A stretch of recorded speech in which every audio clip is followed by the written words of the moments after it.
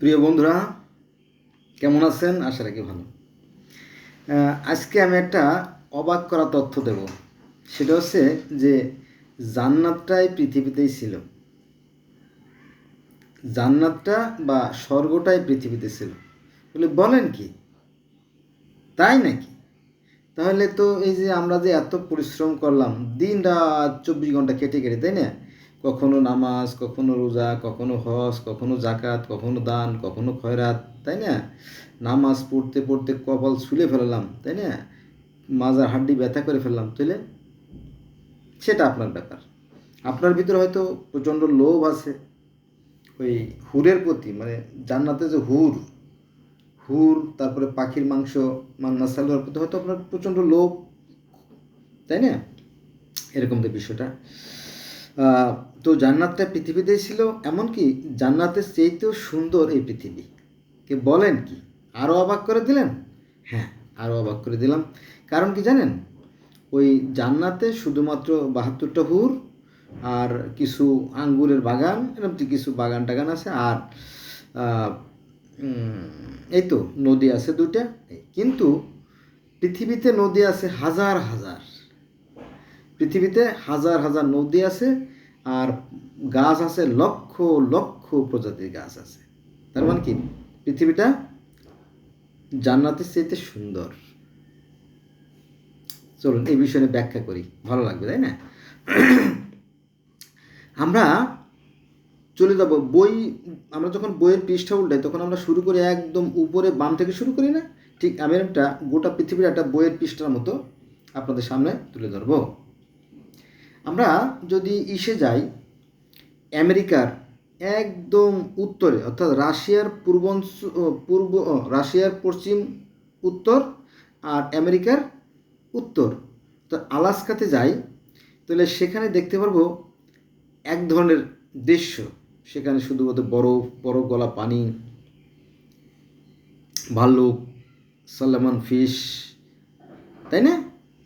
এই সালেমান ফিশটা পৃথিবীর দ্বিতীয় কোথাও পাবেন না। মজার বিষয় না? আচ্ছা, ঠিক আমরা এই আলাস্কা থেকে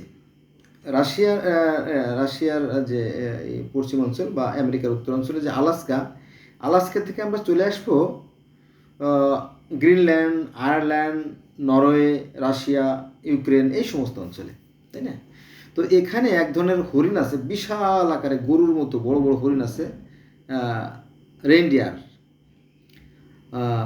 এইগুলো আপনি আবার আমাদের এই সমস্ত দেশগুলোতে পাবেন না, ঠিক আছে?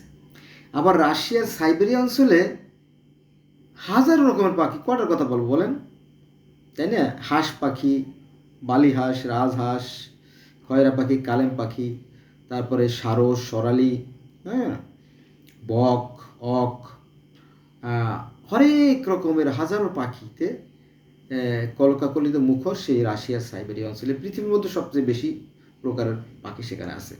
নাম বললে আমার ভিডিও করা শেষ হয়ে যাবে, সময় নেই। আচ্ছা, এবার আমরা আসবো রাশিয়ার বরফ অঞ্চলে। সেখানেও কিন্তু আপনার দেখবেন সাদা ভল্লুক সাধারণত খয়েরি বা বাদামি কালার হয়, কিন্তু এখানে দেখবেন সাদা সাদা ভল্লুক, খরগোশ, তাই না? সে এক অদ্ভুত ব্যাপার স্যাপার। আচ্ছা, আমরা আরও পূর্ব দিকে চলে যাব, মানে আমাদের বাংলাদেশ থেকে আরও পূর্ব দিকে চলে যাব, অর্থাৎ চীনের উত্তরে আর রাশিয়ার পূর্ব, ওই অঞ্চলে চলে যাব জাপানে গেলে দেখবেন যে অদ্ভুত অদ্ভুত ধরনের মাছ, মানে এত সুন্দর সুন্দর ডিজাইন করা মাছ দেখলে আপনি বিস্মিত, হতচকিত, হ্যাঁ, অবাক হয়ে যাবেন, আরে এ কি অদ্ভুত, কোথায় আসলাম, তাই না? সুন্দর সুন্দর মাছ, বিভিন্ন ডিজাইন করা মাছ, রঙিন মাছ, তাই না? রঙিন মাছ আমাদের দেশে যে সুন্দর সুন্দর রঙিন মাছ, পুঁটি মাছ তাও রঙিন, পুঁটি মাছ তাও নকশা করা। আমাদের দেশে তো গোল এক লেভেলের পুঁটি, আর ওখানে মনে হচ্ছে 3 কোনা 4 কোনা ওঠে, তাই না? এমনি পুঁটি মাছ, অদ্ভুত দেশ, তাই না? আচ্ছা, এবার আমরা চলে আসবো চীনে। আমরা কিন্তু গোটা পৃথিবী ভ্রমণ করতেছি, খেয়াল রাখবেন, গোটা পৃথিবী ঘুরে আসতেছি আমরা। তারপরে আগে পৃথিবীটা ঘুরে দেখে আসি, তাই না? পৃথিবীটা আগে ঘুরে দেখে আসি, তারপরে আমরা মন্তব্য করব। এরপরে যদি আমরা যাই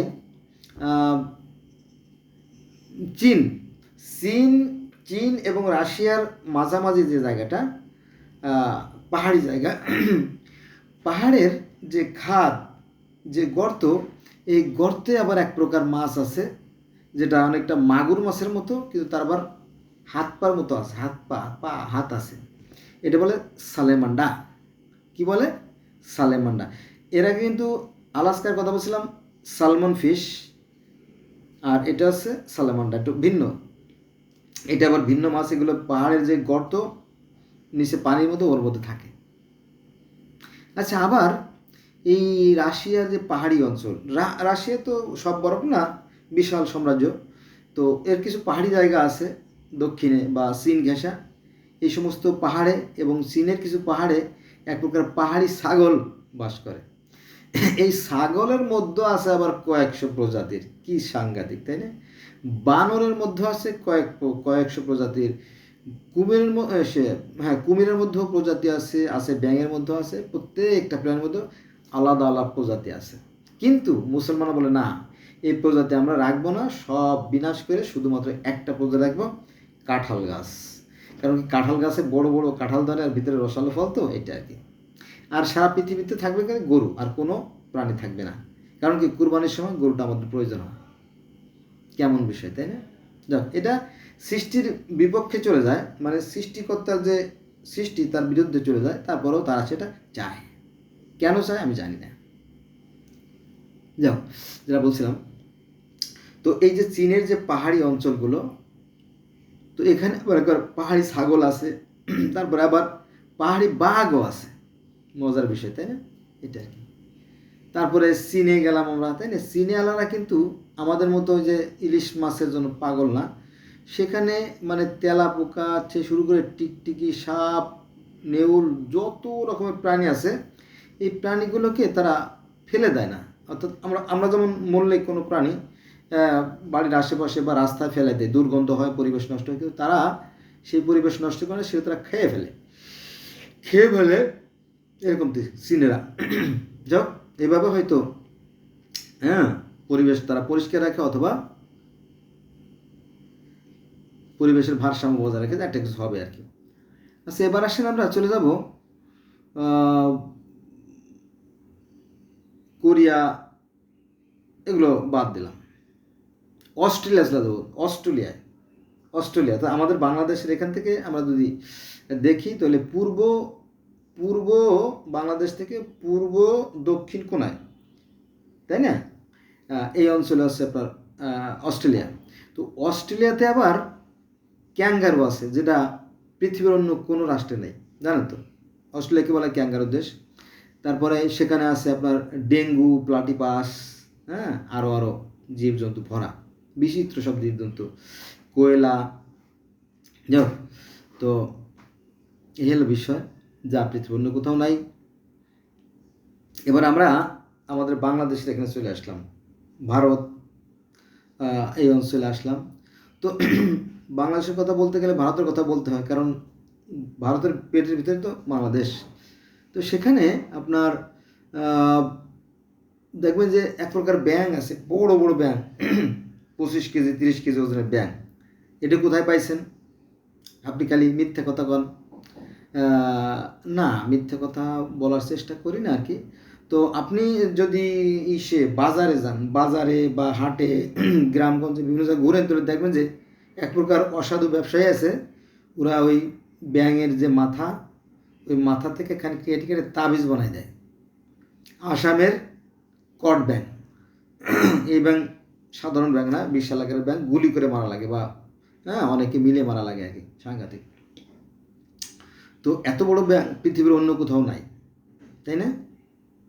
তারপরে এই বাংলাদেশে আমি একবার বলছিলাম, একটা ভিডিও করছিলাম যে ইলিশ মাছ শুধুমাত্র মায়ানমার, ভারত, বাংলাদেশ এখানে পাওয়া যায়। উনি বললেন না, এই ইলিশ মাছ আফগানিস্তান, পাকিস্তান, এই সমস্ত যে মুসলিম কান্ট্রিগুলোতেও পাওয়া যায়। ঠিক আছে, হতে পারে, আমি মেনে নিলাম এবং জেনেও নিলাম। হ্যাঁ, তো এরকমটি আমরা যদি কুয়ায় যাই, কুয়া, ছোটো ছোটো কুয়া আছে না, পাত কুয়া, তো এই কুয়াতে দেখবেন যে শুধুমাত্র ওই টাকি মাছ আর কাঁকড়া আর শামুক এমনি কিছু পুঁটি মাছ, ট্যাংরা মাছ এইগুলো থাকে। কারণ ছোটো ছোটো কুয়ার মধ্যে তো আপনার রুই, মৃগেল, কালীবাউস পাবেন না, তাই না? আমরা যদি একটু বড় বিলে যাই তাহলে সেখানে শোল, গজার, ফলি, পাবদা এগুলো পাওয়া যায়। আর বড় বড় মাছ পেতে হলে তো রুই, কাতল, মৃগেল, কালীবাউস সেগুলো পেতে হলে একটু গভীর নদীতে যেতে হয়, তাই না? আর একটু গভীরে যদি আমরা যাই তাহলে সেখানে আছে কি হাঙর, তাই না? বড় বড় মাছ আছে না? আছে। আরও গভীরে যদি যাই তো সেখানে আছে কি তিমি মাছ, তাই না? এটা এমনি আর কি। তো এইভাবে আবার আরও রহস্য আছে, একটু বলি। সেটা হচ্ছে যে পানির খুব কম গভীরতা যেখানে, সেখানে ছোটো ছোটো চেলা মাছ বাস করে, ছোটো ছোটো চেলা মাছ। হ্যাঁ, আপনি হাত দিয়েও ধরতে পারবেন, এইভাবে হাত দিয়ে ধরতে পারবেন ছোটো ছোটো চেলা মাছ। তারপরে এলেং মাছ, তাই না? খল্লা মাছ, বাটা মাছ, তাই না? এরকম ছোটো ছোটো মাছ আছে। আবার বড় বড় ভাগাড়, তারপরে 25-30 কেজি বোয়াল, তাই না? চিতল, তাই না? এরকম তো বড় বড় মাছ বড় নদীতে আছে। তো দেখেন কত বিচিত্র এই সৃষ্টি। কিন্তু মুসলমানরা চায় যে না, আমরা সব মাছ মেরে শুধুমাত্র ইলিশ মাছের চাষ করব। কেন? ইলিশ মাছ খুবই সুস্বাদু, ইলিশ মাছ খুবই চকচকে ঝকঝকে এবং কালারটাও সোনালি কালারের, আর তার সাথে রূপারও, মানে রূপার মতো কালার আবার সোনালি কালারের। মজা না? এটা একটা মজা। তো তারা চায় যে আমরা শুধুমাত্র ইলিশ মাছ চাষ করব। তার মানে কি, আমি এই কথাগুলো বলতেছি, আপনারা যারা জ্ঞানী তারা বুঝবেন যে তারা শুধু চায় যে পৃথিবীটা আমরা শুধুমাত্র কি মুসলমান থাকবে আর কোনো জাতি থাকবে না, এরকম। কিন্তু না, এটা কোরআনের বিরুদ্ধে। তারা কিন্তু কোরআন পড়ে, মুসলমানরা কিন্তু কোরআন পড়ে, কিন্তু কোরআন পড়ে আবার কোরআন বিরুদ্ধে চলে যাচ্ছে। আল্লাহ পাক কোরআনে বলতেছে যে মানুষ ছিল একই জাতি, একই অম্মতভুক্ত, পরে তারা বিভিন্ন মতভেদ সৃষ্টি করে বিভিন্ন দলে বিভক্ত হয়ে গেছে। আমি আল্লাহ, আমার পূর্ব ঘোষণা থাকলে এটা হতো না। কিন্তু এই আয়াতগুলো পড়ে, কিন্তু ওরা মানতে চায় না, না হবে না, হবেই না, অন্য ধর্মের লোক রাখবই না, বুঝে না, রাখবে না। তখন সংঘাত অনিবার্য হয়ে যায়, তখন মারামারি কাটাকাটি কোনো হয়ে যায়। এই হলো বিষয়, ঠিক আছে? আচ্ছা, আগে আলোচনা করে নিল, আবার অন্যখানে গেলে লাইন চ্যুত হয়ে যাবে না, মনে থাকবে না। এরপরে আপনার আফ্রিকা বাকি রয়েছে না? আফ্রিকা বাকি রয়েছে। আফ্রিকায় যে জিরাফ আছে, জিরাফ, জানেন না? জিরাফ, বড় গলাওয়ালা জিরাফ, তাই না? বড় বড় গলা জিরাফ, তারপরে অতিকায় হাতি, তারপরে গন্ডার, তাই না? নীলগাভী, এইগুলো। নীলগাভী রাশিয়া তো আছে যদিও, আফ্রিকাতে সবচেয়ে বেশি আছে। কুমির, তারপরে সজারু, তাই না? সাপ, বড় বড় সাপ, সাপ যদিও মালয়েশিয়া অনেক আছে, তাই না? আফ্রিকাতেও সাপ আছে, তাই না? বিশাল ব্যাপার। আচ্ছা, তারপরে আমরা যদি এসে যাই সৌদি আরবে চলে যাবো আমরা, কারণ সৌদি আরব হচ্ছে পৃথিবীর সবচেয়ে পবিত্রতম স্থান এবং পৃথিবীর কেন্দ্রে, এবং আল্লাহ পাক আশীর্বাদ পুষ্ট যত মানে মহামানব সেখানে আসছে। হ্যাঁ, আল্লাহ পাক এই একই জায়গা, অর্থাৎ একই ফিলিস্তিন, ইসরায়েল, এখানে শত শত হাজার হাজার লাখ লাখ নবী নিয়েছেন, কিন্তু পৃথিবীর অন্য কোথাও দেন নাই। কেন দেন নাই আমি জানি না, কারণ আল্লাহর সাথে তো পাল্লা চলে না, তাই না? আল্লাহ যে কেন এক জায়গায় এত নবী দিলেন, একই বংশে কেন যে আল্লাহ এত নবী দিলেন আমি জানি না। যেমন হজরত মূসা আলাইহিস সালাম নিজে ছিলেন নবী, মূসা আলাইহিস সালামের ভাই হারুন সেও ছিল নবী, তারপরে মূসা আলাইহিস সালামের ভাগ্নে সেও ছিল নবী। হ্যাঁ, ইব্রাহিম আলাইহিস সালাম নবী, ইব্রাহিম আলাইহিস সালাম ছেলে নবী, ইব্রাহিম আলাইহিস সালামের গোষ্ঠী শুদ্ধ 14 গোষ্ঠীতে খালি লক্ষ লক্ষ 1,24,000 বা 2 লক্ষ নবী, সব নবী এক জায়গায় দিয়েছেন। কেন দিয়েছেন আল্লাহ, এ ব্যাপারে আমার কোনো মন্তব্য নাই। আল্লাহ দিতেই পারে, তাই না? কোটি কোটিও দিলে আমার কোনো আপত্তি নাই। কেন দিয়েছেন আমি জানি না, তবে আমার মনে হয় যে এই নবীদেরকে যদি সারা পৃথিবীতে ছড়াই দিতেন তাহলে বোধহয় সংঘাতটা একটু কম হতো, এবং এই ধর্মের যে কাপ্যি এইগুলো একটু কম হতো আমার মনে হয়। যাক, সেটা আল্লাহর ইচ্ছা, আল্লাহ যা ভালো মনে করেন। আল্লাহ পাক আবার আল্লাহ পাক আবার আপনার শুধুমাত্র মুসলমানদের দলে, কারণ মুসলমান যত পাপ করুক আল্লাহ তাদেরকে ক্ষমা করে দেবেন। ইন্টারেস্টিং ব্যাপার না? ইন্টারেস্টিং ব্যাপার। মনে করেন যে কেউ যদি পাহাড় পরিমাণও পাপ করে, তাই না, তাহলে তাকে আল্লাহ তওবা করলে মাফ করে দেবেন। কিন্তু অন্য ধর্মের যারা আছে তারা যত ভালো কাজ করুক কোনো লাভ নাই, শুধুমাত্র ইসলামে ঢুকলেই লাভ। যাই হোক, এটা আল্লাহর ইচ্ছা, আল্লাহ এভাবে করেন আর কি। অনেকটা ওরকম মনে করেন যে একটা পাত্র, এই একটা পাত্র, তাই না। এখন এই পাত্রর তলায় যদি ছিদ্র থাকে, তাই না, এই তলায় মনে করেন ছিদ্র আছে, তো এই পাত্রের ছিদ্রওয়ালা পাত্রের মধ্যে যতই আপনি পানি ঢালেন না কেন, এমনকি গোটা মহাসাগরের পানিও যদি এই পাত্রের মধ্যে দিয়ে দেন, তাহলে ফুটো দিয়ে সব বেরোয় যাবে, তাই না। অনেকটা এরকম বিষয়টা হতে পারে যে ইসলামই একমাত্র ধর্ম, আর বাকিগুলো যেগুলো এগুলো ধর্ম না, এই জন্য এই বোধহয় এগুলো হয়েছে আর কি। যাক, হতেই পারে। তারপরে যেটা বলছিলাম যে এই আরবে যে উট আছে যা পৃথিবীর অন্য কোথাও নাই, তবে উটের কিছু অংশ আছে ভারতের রাজস্থানে, কিছু আছে অস্ট্রেলিয়াতে, মানে মরু অঞ্চল যেগুলো সেখানে এরা বসবাস করে। তারপরে আরও কিছু কথা বলা হয় নাই বন্ধুরা, ওই যে ক্যাকটাস আছে না, মরুর ক্যাকটাস, এই জাতীয় অনেক গাছ আছে। এত কথা তো আসলে একটা ভিডিও বলা যায় না, আমার গলাও শুকায় আসতেছে, ক্লান্ত শরীর, কত আর বলবো, তাই না। এইভাবে আমার কাছে মনে হয় যে পৃথিবীর একটা চিড়িয়াখানার মতো, মানে আমার ব্যক্তিগত ধারণা বলছি, মাইন্ড করেন আবার, হ্যাঁ। আমার কাছে মনে হয় পৃথিবীটা অনেক সুন্দর আর চিড়িয়াখানার মতো। আরও কিছু বলা হয় নাই, বলি। এই যে অ্যামাজন জঙ্গলে এক প্রকার সাপ আছে, আনাকোন্ডা সাপ। ওরে বাবা, বিশাল সাপ, যে সাপে কয়েকটা মানুষ খেয়ে ফেলতে পারে, কয়েকটা গরু খেয়ে ফেলতে পারে, সে কথা বলা হয় নাই। তো এই হলো বিষয়, আরও অনেক কথা আছে। তো এই পৃথিবীতে লক্ষ লক্ষ প্রজাতির প্রাণী আছে, কিন্তু আমাদের ইসলাম ধর্মে আছে, আমি যদি মুসলমানের সন্তান, আমাদের ইসলাম ধর্মে আছে মাত্র 18,000।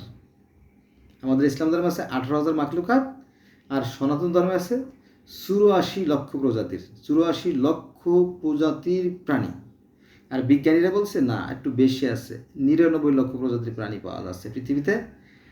আর যদি আমরা অণুজীব যেগুলো আছে, পরমাণু যেগুলো, অনুজীব মানে পরমাণু না, অনুজীব বলতে ক্ষুদ্র ক্ষুদ্র যে বস্তু, ছত্রাক, ফাঙ্গাল, ব্যাকটেরিয়া, হ্যাঁ। তারপরে মনে করেন যে মাইট বলতে ওই যে এক ধরনের আছে, ওই উকুনের মতো এক প্রকার ক্ষুদ্র ক্ষুদ্র জীবাণু আছে, যেটা আপনার ওই চুলকানি, অ্যালার্জি এতে করে আর কি, করে। তারপরে আপনার ওই যে উড়স, মৌমাছি তো না, ওটা কী বলে, সারপোকা, তাই না।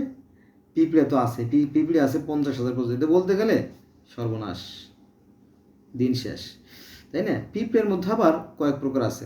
একটা আছে কালো, বড় বড় লেজ খাড়া করে তারা হাঁটে, বড় বড় দাঁত দিয়ে কামড় দেয়, অনেকটা ওই ক্র্যানের মতো, তাই না, ওই যে বোল্ডেজারের মতো এক প্রকার কালো কালো আছে। আর একটা আছে লাল, সেটা গাছে থাকে, মাইজেলি বলি আমরা, বিষাক্ত পিঁপড়ে। আর একটা আছে ছোটো লাল পিঁপড়ে, আরটা আছে আরও ছোটো, আরটা আছে আরও ছোটো। আরেকটা আছে ওই চলার পথে পিছন দিয়ে লেজ দিয়ে গ্যাস বের করে দেয়, ওই গ্যাসটা আবার শরীরে লাগলে জ্বলে। আবার গাছে এক প্রকার আছে ভদ্র, তার বলি নাইলসে। আর একটা আছে হিন্দু পিঁপড়ে, মানে চালাল পিঁপড়ে বলি আমরা, কালো কালো, হ্যাঁ। তার গায়ে এক প্রকার মানে একটা মানে খাস একটা সাদা সাদা কি জানি, একটা মানে একটা কাটা কাটা যুক্ত একটা আছে, মানে কত পিঁপড়ে আছে যে আমি জানি না, ঠিক এর মধ্যে আর কি। তারপরে অন্যগুলো যোগ, তারপরে কেঁচো। জোকের মধ্যে অনেক প্রকার আছে, কোনো আছে জোকাজোকি, অনেক বড় সাইজ, আধা কেজি। একটা কোনো আছে ছোটো ছোটো বড় মিলে আছে, সিনে যোগ, পাইনে যোগ, জোহাজুকি, হ্যাঁ, এরকম আর কি। কি বিচিত্র, তাই না। তো আমার কাছে মনে হয় যে পৃথিবীটা অনেক সুন্দর, অনেক বৈচিত্র্যপূর্ণ, অনেকটা চিড়িয়াখানার মতো, তাই না। তো আপনারা তো আমার কথা সাইজ বুঝছেন, তাই না? যে এক জায়গায় যা আছে অন্যখানে নাই, অন্যখানে যা আছে আর এক জায়গায় নাই, আর এক জায়গায় যা আছে এখানে তা নাই। এইভাবে এক এক জায়গায় এক এক রকমের জিনিস দিয়ে সৃষ্টিকর্তা এই বাগানটাকে পরিপূর্ণ করছে। কিন্তু আমার মুসলমান ভাইরা বলে কি যে আমরা সব মাছ মেরে ফেলবো, সব মাছ মেরে ফেলাইয়া শুধুমাত্র ইলিশ মাছের চাষ করব। কারণ কি, ইলিশ মাছ খুবই সুস্বাদু এবং সুঘ্রাণ এবং দেখতেও সুন্দর।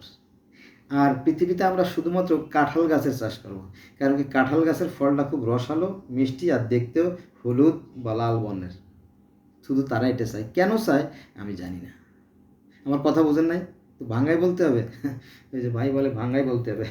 আচ্ছা বলি ভাঙ্গাই, মানে মুসলমানরা চায় যে পৃথিবীর অন্যান্য সমস্ত জাতি বিলীন হয়ে যাক, শুধুমাত্র মুসলমান টিকে থাক, এরকম কি। আর এরকম একটা বিষয়টা আমি তো জানি, এটা বললাম আর কি।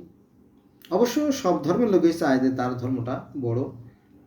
এবার আমি ধর্মের প্রসঙ্গে আসি, আপনারা বুঝতে পারবেন। আমাদের আলেমোলারা বলে থাকে যে সৃষ্টিকর্তা আল্লাহ তিনি কি করলেন, তার নূর দ্বারা নবী মুহাম্মদের সৃষ্টি করলেন, আর নবী মুহাম্মদের নূর দ্বারা গোটা জগৎ সৃষ্টি করলেন। ক্লিয়ার? মুহাম্মদকে সৃষ্টি না করলে জগতের কোনো কিছু সৃষ্টি করা হতো না। তার নির্দেশিত পথই একমাত্র পথ, তার পথে যারা যাবে তারাই জান্নাতে যাবে। কারণ আল্লাহর ভাষা আরবি এবং নবী মুহাম্মদের ভাষা আরবি, কবরের ভাষা আরবি, ফেরেশতাদের ভাষা আরবি, কোরআনের ভাষা আরবি। ক্লিয়ার? আর বাকি যে ৬,৯৯৫টা ভাষা আছে, এ ব্যাপারে কোনো মন্তব্য না। এই ভাষা কে বানাইছে বা কারা বানাইছে, কেন বানাইছে, এটা তারা জানে না। মুসলমান বাদের বলতেছে আর কি, তারা জানে না। এটা সম্ভবত শয়তানে এই ভাষাগুলো তৈরি করতে পারে। কারণ আরবি ভাষার বাইরে যে ভাষা, এগুলো শয়তানের ভাষা। যদিও দলিল নাই আমার মনে হয় আর কি। ঠিক আছে? আর এই যে যে বাকি মানুষগুলো যে কোথা থেকে আসলো, কিভাবে আসলো, এ ব্যাপারেও সন্দেহ আছে। এটা কারা বানাইছে, কেন বানাইছে, এটাও একটা সমস্যা আছে।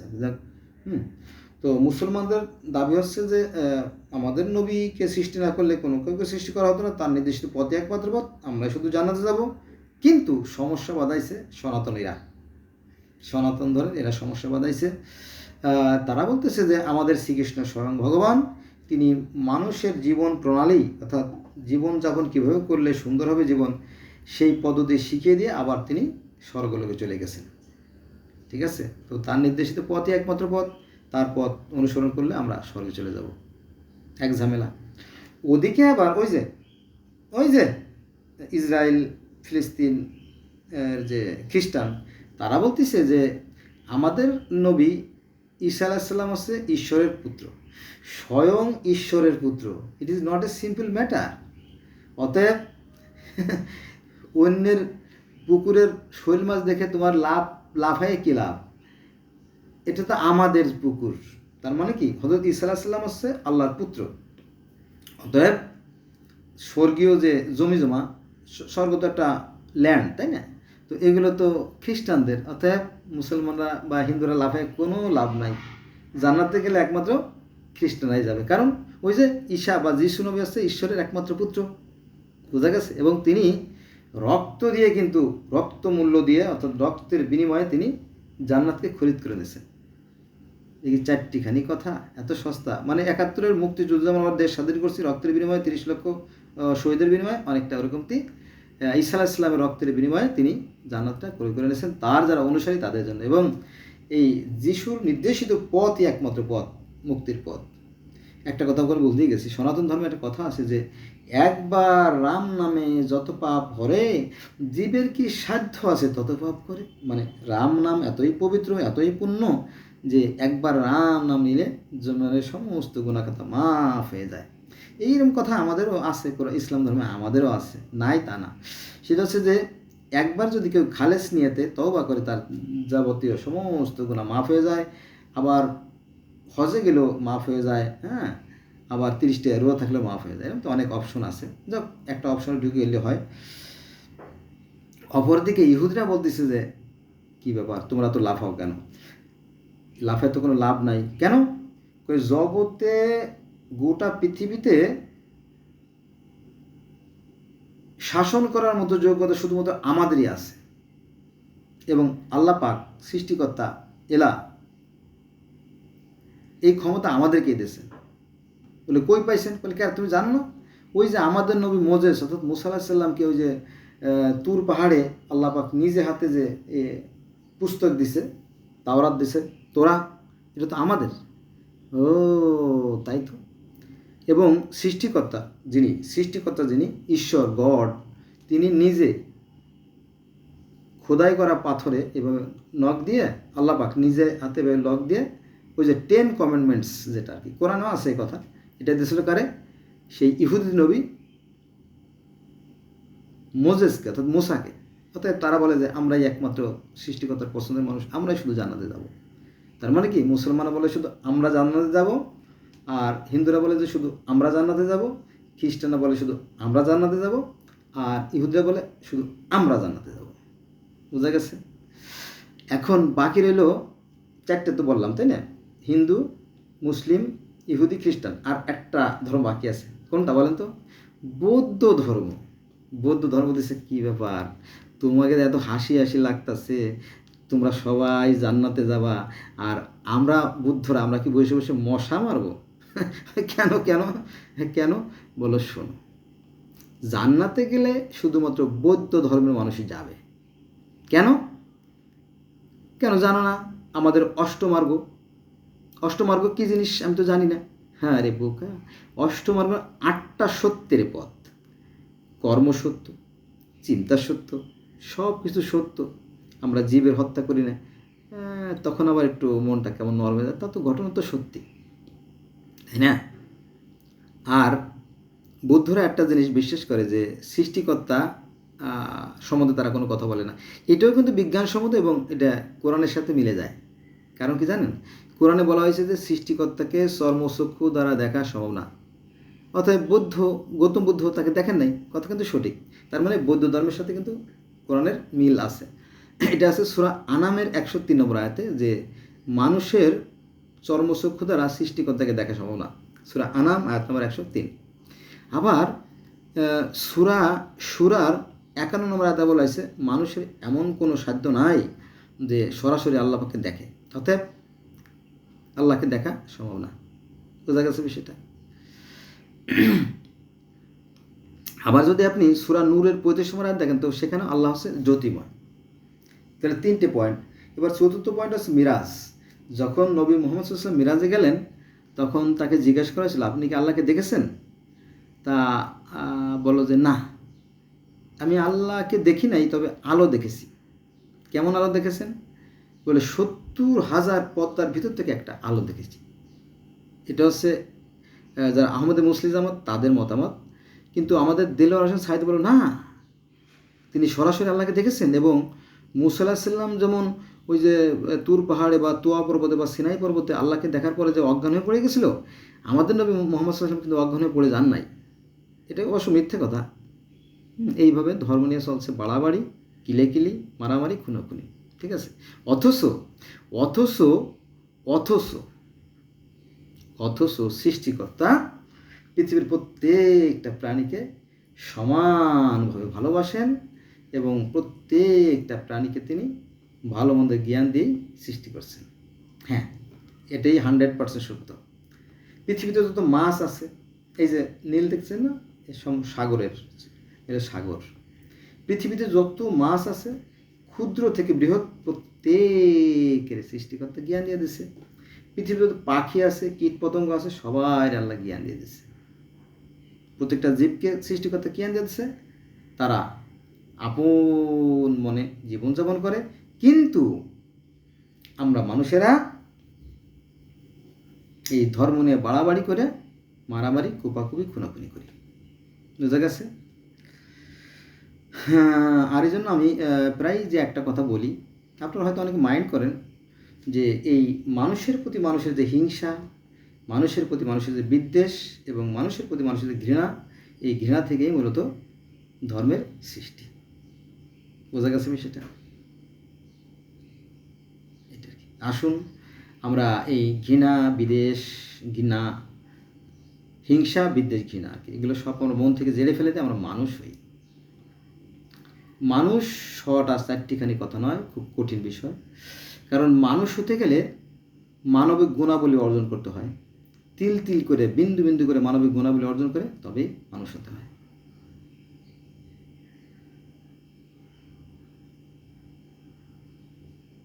আসলে আমরা মানুষ হই। আমরা কোরআন পড়ি, এটা সত্য, কিন্তু আমরা কোরআন পড়ি আবার কোরআনের বিরুদ্ধে কথা বলি। যেমন সূরা আল বাকারার অর্থাৎ 2 নম্বর সূরা 4 নম্বর আয়াতে বলা হয়েছে আল্লাহ প্রত্যেক জাতির কাছে তিনি নবী রাসূল প্রেরণ করেছেন এবং অন্যান্য যে জাতির কাছে যে সমস্ত গ্রন্থ পাঠানো হয়েছে সেগুলোর প্রতি বিশ্বাস এবং সমর্থন রাখতে বলতেছে। কিন্তু হুজুর বলে না, এটা হয় না, হবে না। তাহলে এটা যদি আমরা মানি তাহলে আমাদের ব্যবসা বন্ধ হয়ে যায়। আবার মনে করেন যে আজ থেকে 5000 বা 6000 বছর আগে যে পার্সি ধর্ম বা জরতুরি ধর্ম, সেখানেও কিন্তু এই নামাজের কথা বলা আছে। নামাজ, 5 ওয়াক্ত নামাজ, তারপর নামাজের আগে ওযু করা অর্থাৎ প্রক্ষালন করা, তারপরে সেখানে সেই মিরাজের কাহিনী, অর্থাৎ সেই পার্সি ধর্মের যে প্রতিষ্ঠাতা জরস্টার তিনিও মিরাজে গেছিলেন, আল্লাহর সাথে অর্থাৎ আহরমাজের সাথে দেখা করতে গেছিলেন। এই সমস্ত কথা প্রচার করলে তাহলে আর ইসলাম ধর্ম টেকে না, বা টেকে হয়তো, কিন্তু ব্যবসা ভালো হয় না। ফলে এই সমস্ত কথা বলে না আলেমরা, বুঝলেন না? তাহলে তো ব্যবসাও বন্ধ, বেতনও বন্ধ, খাবে কি? বুঝলেন না? এরকম তো একই বিষয়। তো যেটা বলছিলাম যে এই 5000 বছর আগে সেখানেও সেই জরস্টার তিনিও মিরাজে গেছিলেন আল্লাহর সাথে দেখা করার জন্য। সেখান থেকে 5 ওয়াক্ত নামাজ নিয়েছিলেন তারা, সকাল, দুপুর, সন্ধ্যা, মধ্যরাত্রে 5 ওয়াক্ত নামাজ তারা পড়ে, তারপরে নামাজের আগে ওযু করে, তারপরে মিরাজে যাওয়ার কাহিনী আছে, হ্যাঁ, তারপরে স্বর্গ নরক দেখে আসছিলেন, জান্নাত জাহান্নাম, তো ওই যে যেটা স্বর্গ নরক। তারপরে সেই হুরের সাথে দেখা সাক্ষাৎ, সব কিছু তিনি আগেই ছেড়ে আসছেন। এই জন্য যারা ধর্ম বিষয়ে বিশেষজ্ঞ, যারা ধর্ম বিষয়ে রিসার্চ করে, তারা বলতেছে যে এই সনাতন ধর্ম তো প্রাচীন, মানে কত 80 লক্ষ বছর বা 50 লক্ষ বছর, কেউ বলে 30 লক্ষ বছর, কেউ 20 লক্ষ বছর, সে যাই হোক, আমরা তর্কে যাব না, কারণ যেহেতু আমাদের কাছে দলিল নাই, তাই না? কারণ 71 সালে যে ভারতের যে বাংলাদেশ স্বাধীনতার আত্মসমর্পণ দলিল, সেটা কিন্তু ভারতের কাছে রয়ে গেছে। ওরকমটি এটারও তোমার দলিল নাই বলে জোর খাটানো যাচ্ছে না। যাই হোক,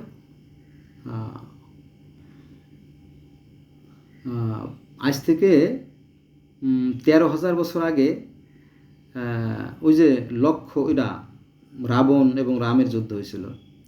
আজ থেকে 16,000 বছর আগে ব্যাবিলনীয় সুমেরীয় যে ধর্ম, সেই ধর্মগুলো আসছিল, এরকম তথ্য পাওয়া যায় আর কি বিভিন্ন উপাত্ত থেকে। কিন্তু ইসলাম ধর্ম এর বয়স আনুমানিক কত 6,000 বছর, এরকম তো একটা তথ্য পাওয়া যায় আর কি। কোরআন হাদিসের ভিত্তিতে এটা প্রমাণিত হয় 6,000 বছর। যাই হোক, আমি এটা ভিডিও শেষ করে দেবো। তো অনুরোধ থাকবে যে please please please, above my request, let's go from today we shall never call for the religion. চলেন আমরা ধর্ম নিয়ে বাড়াবাড়ি না করি। ধর্মের অধিকাংশই ধোঁকাবাজি, একটা ব্যবসা। কিন্তু সৃষ্টিকর্তার বিধান যেটা, সেটাই মূলত এক। সেটা কি আবার? সেটা হচ্ছে যে সৃষ্টিকর্তার বিধানে কোনো পরিবর্তন নাই। সৃষ্টিকর্তা পৃথিবীর প্রত্যেকটা মানুষকেই সমানভাবে আহার রুটি বর্জন করেন, এবং পৃথিবীর প্রত্যেকটা মানুষ সুখে হাসে, দুঃখে কাঁদে, শীতে কাঁপে, প্রত্যেকের আবেগ অনুভূতি এক, এবং প্রত্যেক মানুষের রক্ত লাল, এবং পৃথিবীর প্রত্যেকটা মানুষ অক্সিজেন গ্রহণ করে। বুঝা গেছে? এই হিসাবে মানুষ এক। All man are equal, there is no difference. All man are equal, there is no difference. মানুষের কোনো ভেদাভেদ নাই, কিন্তু এই ধর্ম মানুষের মধ্যে বিভেদ সৃষ্টি করে। বোঝা গেছে? তবে বিধান অর্থাৎ মূল যে ধর্ম, সেটা কিন্তু আলাদা। বন্ধুরা, ছোটো একটা গল্প বলি, তাই না? ভিডিওটা যদিও লম্বা হয়ে যাচ্ছে।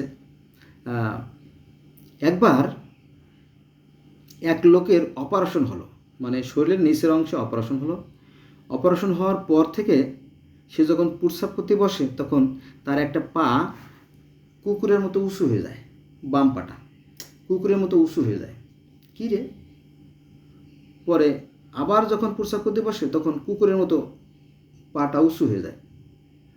মনে করছে যে অপারেশনের কোনো ত্রুটি আছে, আস্তে আস্তে ঠিক হয়ে যাবে। ফোন করছে ডাক্তারে, বলে কোনো সমস্যা নাই, ঠিক হয়ে যাবে আস্তে আস্তে, কেবল আমরা অপারেশন করছি তো। কিন্তু বহুদিন চলে গেল কিন্তু ওই ঠ্যাং খালি উঁচু হয়ে যায়, কুকুরের মতো উঁচু হয়ে যায়। তখন ডাক্তার চেম্বারে আইসে, হেই ডাক্তার, কী অপারেশন করছেন আপনি? হ্যাঁ, আমার পা কুকুরের মতো উঁচু হয়ে যায়। তখন ডাক্তার তো জ্ঞানে গভীর, ডাক্তার তো আর সাধারণ মানুষ ডাক্তার হয় না। তো উনি বুঝতে পারছে যে এটা অপারেশনজনিত কারণে না, মূল কারণটা বুঝতে পারছি। তখন বল, হ্যাঁ মিয়া রাখেন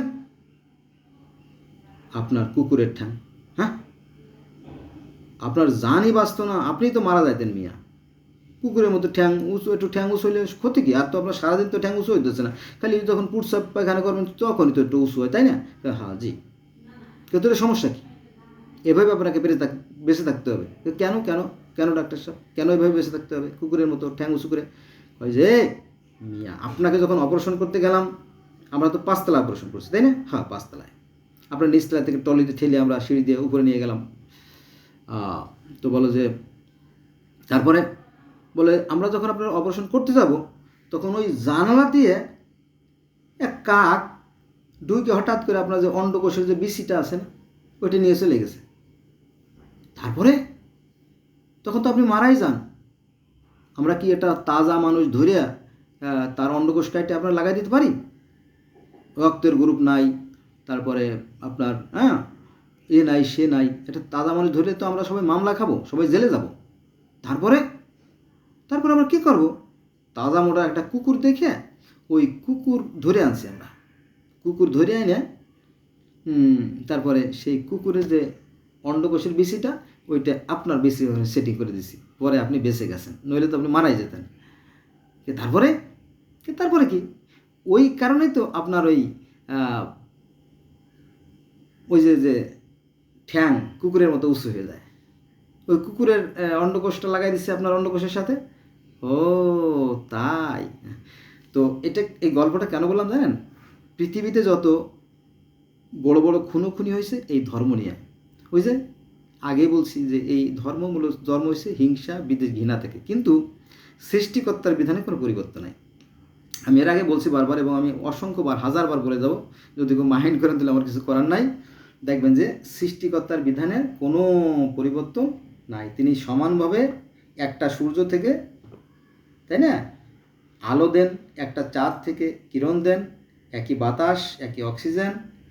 গোটা পৃথিবীর বর্তমানে যে আমরা 800 কোটি বা 900 কোটি মানুষ আছি, সবার জন্য সৃষ্টিকর্তার বিধান সমান। কিন্তু ওই যে ধর্মের বেলা যত হিংসা বিদ্বেষ ঘৃণা। আমি এই কথাটা বারবার উচ্চারণ করলাম, সরি ফর দ্যাট। কারণ কি, আজকের যে ভিডিও এর মূল প্রতিবদ্ধ বিষয় হচ্ছে এটাই যে স্বর্গের মতো সুন্দর এই পৃথিবীটাকে আমরা নরকের মতো করে ফেলাইছি। কারণ কি, আমাদের মধ্যে বাস করে লোভ।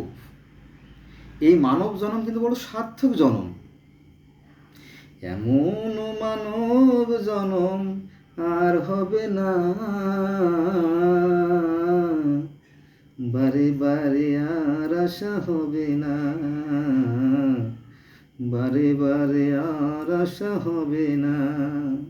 সাবধানে চলো মন হুঁশিয়ার, বেলা তো ডুবে যায় আসে অন্ধকার। ঠিক আছে, এই মানব জনম বড় সার্থক জনম। আমরা যখন মায়ের শরীরে ছিলাম, মায়ের জরাউর দুই পাশে দুটো ডিম্বথলি থাকে। এখানে প্রায় 5 লক্ষের মতো ডিম। কত? 5 লক্ষর মতো ডিম। তো সেই ডিম প্রতি মাসে, প্রতি 28 দিন পর পর একটা ডিম্ব পরিপক্ক হয়, প্রতি 28 দিন পর পর একটা ডিম্ব পরিপক্ক হয়, প্রতি 28 দিন পর পর একটা ডিম্ব পরিপক্ক হয়। তো আমরা ভাই বোন আছেন মাত্র 4 জন। কয়জন? মাত্র 4 জন, 2 ভাই 2 বোন। ঠিক আছে, এই 5 লক্ষ থেকে মাত্র এই 4 জন পৃথিবীতে আসার সৌভাগ্য অর্জন করছি। বোঝা গেছে? তো এই পৃথিবীতে আসতে পারাটা অনেক সৌভাগ্যের ব্যাপার। আসুন আমরা হেলায় অবহেলায় এই সময়গুলো নষ্ট না করি, আমরা সেই সৃষ্টিকর্তাকে স্মরণ করি। কারণ কোরআনে সেই কথাই বলা হয়েছে, নামাজ যে আমরা পড়ি, নামাজ শব্দটি অর্থ হচ্ছে স্মরণ, সংযোগ বা যোগাযোগ। নামাজ কীভাবে পড়বেন? কীভাবে পড়বেন বলেন? কোরআনে বলছে যে তুমি তোমার রবকে, দ্যাটস মিন তুমি তোমার সৃষ্টিকর্তাকে মনে মনে সবিনয়ে সভয়ে অনুচ্চ স্বরে স্মরণ করবে। খেয়াল আছে? ওই যে নবী মোহাম্মদ সাল্লাহ সাল্লাম মিরাজে গিয়ে ওই যে হীরা গুহায় যে 15 বছর ধ্যান সাধনা করতেন, নীরবে নিভৃতে। তিনি খাবার নিয়ে চলে যেতেন সেই নীরবে নিভৃতে, আর আমরা চলে যাই কোথায়? মসজিদে। যাক, আবার সনাতন ধর্মের একটা কথা বলি, নইলে আবার মাইন্ড করবেন, যে সনাতন ধর্মের একজন মহাপুরুষ ছিল, সন্ন্যাসী ছিল, মহামানব ছিল, ওনার নাম হচ্ছে নারদ মুনি। উনি মন্দাকিনী নদীর তীরে বসে ধ্যান সাধনা করতেছিলেন। ধ্যান সাধনা করতে করতে করতে করতে হঠাৎ করে ঈশ্বরের আগমন ঘটল। তখন বলে, হে ভগবান, তুমি কোথায় থাকো গো ভগবান? বলো যে আমি সর্বত্রই থাকি, তবে গোপনে থাকি। যেখানে আমার ভক্তরা আমাকে স্মরণ করে আমি সেখানে প্রকাশিত হই। তার মানে তিনি সাকার আর নিরাকার দুটি রূপ। এমনকি কোরআনেও ওই সাকার নিরাকার দুটি কথা আছে, আল জাহের আল বাতেন। কিন্তু এই কথাটা আলেমরা বলে না, কেন বলেন আমি জানি না। তার মানে কি কোরআনের সাথে বাটপাড়ি, তাই না? অনেকটা এরকম দিক, একই কথা, বেদে যা আছে কোরআনে তাই আছে, এরকম বিষয়টা। আবার ওই যে বললাম না যে 5,500 বা 6,000 বছর আগের যে পার্সি ধর্ম, সেই পার্সি ধর্মের যে প্রতিষ্ঠাতা জরস্টার, উনিও ওই নদীর মোহনায় বসে বসে ধ্যান সাধনা করার সময় সেই আর্কএঞ্জেল অর্থাৎ ঐশ্বরিক দূত তিনি আসলেন এবং এসে তার সাথে দেখা করলেন এবং বলেন, তুমি চলো স্বর্গে, চলো ঈশ্বরের কাছে চলো। তখন তাকে নিয়ে গেল। সেটা হচ্ছে বিরাজ। আমরা বলি মিরাজ, আর তারা বলে বিরাজ, আর হিন্দুরা বলে কি ঊর্ধ্বগমন। ওই একই কথা, এক একজনে এক একভাবে বলে। বোঝা গেছে? এবার আসেন আরেকটা, সেটা হচ্ছে যে ওই যে বৌদ্ধ ধর্মের গৌতম বুদ্ধ কিন্তু 7 বছর, কয় বছর? 5 আর 2 7 বছর একটা অসৎ গাছের নিচে, অর্থাৎ পাপড় গাছের নিচে বসে বসে ধ্যান সাধনা করতেছিলেন। করতে করতে করতে করতে করতে তারপর তিনি সে বোধি জ্ঞান লাভ করে, অর্থাৎ তিনি আলোক প্রাপ্ত হন। তার মানে কি নবী মোহাম্মদ হীরা গুহায়, আর গৌতম বুদ্ধ অসৎ গাছের নিচে বা পাপড় গাছের নিচে, আর নারদ মুনি মন্দাকিনী নদীর তীরে বসে, আর সেই পার্সি ধর্মের সেই জরস্টার তিনি নদীর মোহনায় বসে। কই একই তো, তাই না? আবার আজ থেকে 13,000 বছর আগে ওই যে রাজা দশরথের পুত্র এই রামের যে আবির্ভাব ঘটল, এই রাজা দশরথ অগ্নিতে যজ্ঞ করতেছিল। যজ্ঞ মানে কি? নামাজ। এই যজ্ঞ মানে নামাজ বা ধ্যান বা তপস্যা বা আরাধনা বা আর্চনা, যাই বলেন। তো উনি আগুনে ওইভাবে ধ্যান করতেছিলেন, হে প্রভু, তুমি তো আমাকে সবই দিলা, রাজ্য দিলে, রাজপাট দিলে, রাজসিংহাসন দিলে, আমার অনেকগুলো স্ত্রীও আছে, কিন্তু অন্য দুঃখের বিষয় আমার কোনো সন্তান নাই। তখন সৃষ্টি ও তাই তো, তোকে তো সন্তান দেয়নি, যা এই যে পায়েস দিলাম, এটা তোর স্ত্রীকে খাওয়াই দিস, সন্তান হবে। এটা খাওয়াই দেওয়ার পরে তারপরে রাম, লক্ষ্মণ, ভরত, শত্রুঘ্নর জন্ম হলো। ক্লিয়ার? তার মানে কি, তো ঈশ্বরের সাথে অনেকেরই দেখা হয়েছে, অনেকেরই কথা হয়েছে। আমার অন্য ভিডিওতে আছে, আপনি দেখবেন যে অন্তত পক্ষে প্রায় 40-45 জনের সাথে আল্লাহর কথা হয়েছে, সৃষ্টিকর্তার সাথে কথা হয়েছে। তো বন্ধুরা, অনেক হয়ে গেছে আজকে আর না। তো মনে থাকে জানি পৃথিবীটা অনেক সুন্দর, তাই না? এত গান তো শোনাইছি, তাই না? যে এমনও মানব জন্ম আর হবে না, বারে বারে আর আসা হবে না। ঠিক আছে? এই মানব জন্ম বড় সার্থক জন্ম। আসুন আমরা এটাকে উপভোগ করি, আর আমরা সৃষ্টিকর্তাকে স্মরণ রাখি, আমরা কুপাকুপি না করি। আল্লাহ হাফেজ।